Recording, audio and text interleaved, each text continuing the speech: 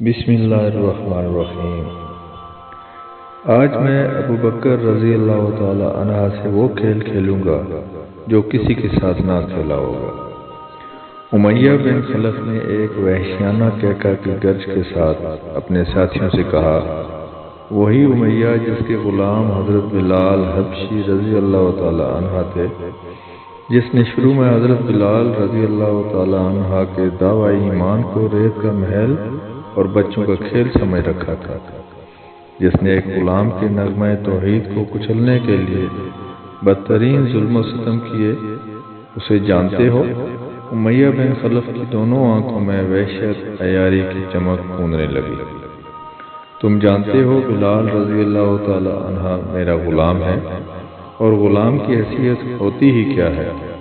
پھر جب وہ آہد کی رٹ لگانا شروع کر دے تو میرے لیے تو سیاہ گوشت کا نفرت انگیز ڈھیر بن کر رہ جاتا ہے۔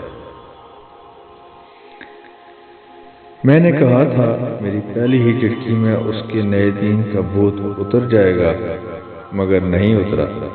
پھر میں نے کون سا ظلم اس پر نہیں کیا، آتشیں رت پر تندور میں ڈال کر اس کے دین کا بھوت بھسم کر دینا چاہا، پھر اس کے سینے پر بھاری پتھر رکھ کر دیکھا، مگر وہ اپنے مذہب سے ہٹ نہ سکا۔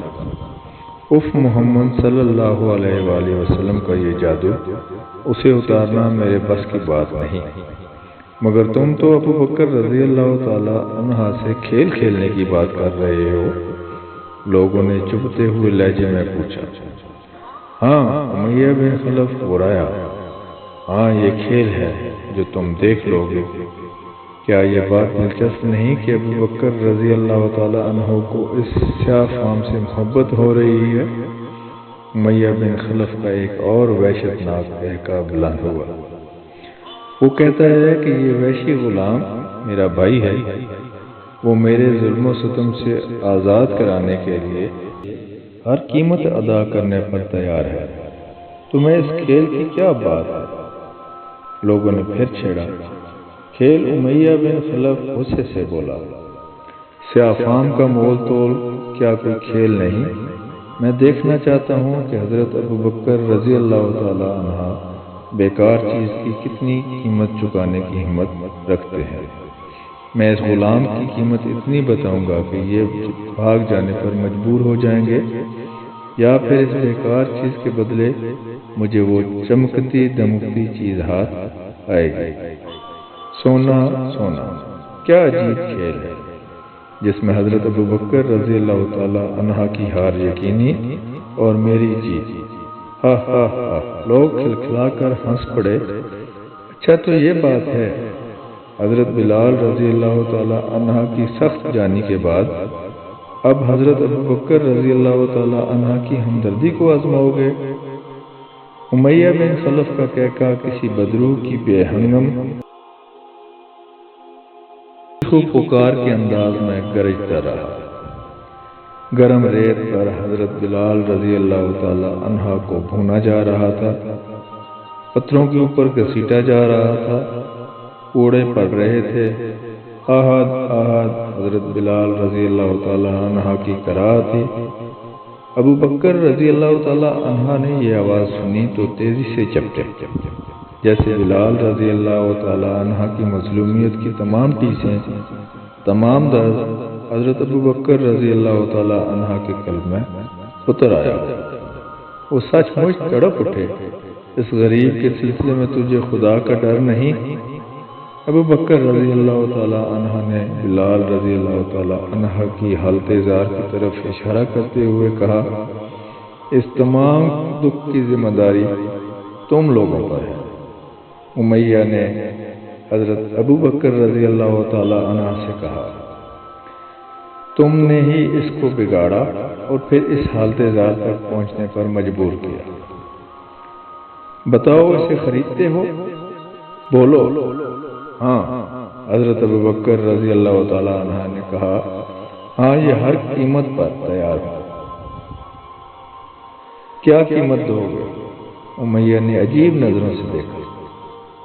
کستا، ابو بکر رضی اللہ تعالی عنہ نے چھوٹتے ہی اپنے غلام کا نام پیش کیا۔ میرے مضبوط قوی غلام قسطاس کے بدلے، جس کے کفر سے میں بیزار ہوں، اور تم حضرت بلال رضی اللہ تعالیٰ عنہ کے ایمان سے بیزار ہو۔ مجھے حضرت بلال رضی اللہ تعالیٰ عنہ سے محبت ہے، تمہیں قسطاس سے محبت ہونی چاہیے۔ ایک غلام سے محبت کرنے کی بات سنتے ہی امیہ بن خلف نے منہ بنایا، کچھ سوچا اور فوراً بولا، منظور ہے، لیکن فوراً ہی کہہ کر مارا، نہیں۔ وہ ہنستے ہوئے بولا، اس کی آنکھوں میں شیطانیت گونج رہی تھی، قسطاس ہی نہیں، اس کی بیوی بھی دینا ہو، مجھے منظور ہے۔ حضرت ابوبکر رضی اللہ تعالی عنہ نے فوراً کہا۔ اس نے کہہ کر مارتے ہوئے ساری گفتگو پر پانی پھیرتے ہوئے کہا، قسطاس اور اس کی بیوی کے ساتھ اس کی بیٹی بھی لوں گا۔ او بیٹی؟ ہاں، اس کی بیٹی۔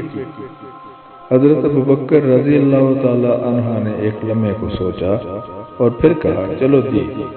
لیکن اس بار بھی امیہ بن خلف کا ہولناک کہکا بلند ہوا، خدا کی قسم، قسطاس، اس کی بیوی، اس کی بیٹی کے ساتھ 200 دینار بھی لوں گا۔ بولو بولو بلال رضی اللہ تعالی عنہ، خریدتے ہو؟ شرم کر، شرم کر۔ بار بار زبان بدلنے کی شرارت سے بیزار آ کر حضرت ابوبکر رضی اللہ تعالی عنہ نے فرمایا، کیا جھوٹ بولتے ہوئے شرم نہیں آتی؟ لات و عزا کی قسم، امیہ نے سنجیدہ ہوتے ہوئے کہا، آخری قیمت پھر بات طے شدہ سمجھو۔ چلو کافر، مجھے یہ بھی منظور ہے۔ مسلمان بھائی حضرت بلال رضی اللہ تعالی عنہ کی غم خواری سے سرشار حضرت ابوبکر رضی اللہ تعالی عنہ نے اپنا سینہ تان کر کہا، سودا ختم۔ ایک عظیم آزمائش میں دونوں مومن